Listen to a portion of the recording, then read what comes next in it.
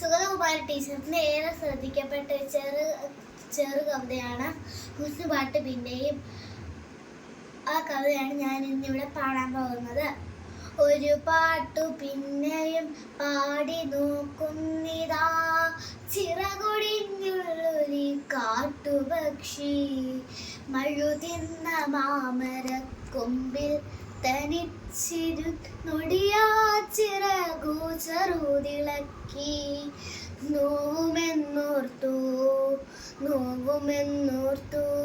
പതുക്കെ അനങ്ങാതെ പാവം പണിപ്പെട്ടു പാടിടുന്നു.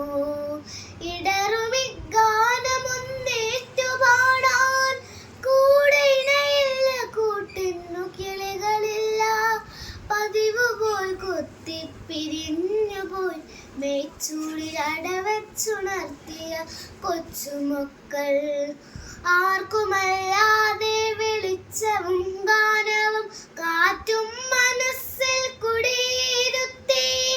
വരമായൊരന്തിയെ കണ്ണാലൊഴിഞ്ഞു കൊണ്ടൊരു കൊച്ചുരാപ്പൂണർന്ന നേരം, ഒരു പാട്ടുകൂടി പതുക്കെ മൂളുന്നിതാ, ചിറകൊടിഞ്ഞുള്ളൊരു കാട്ടുപക്ഷി.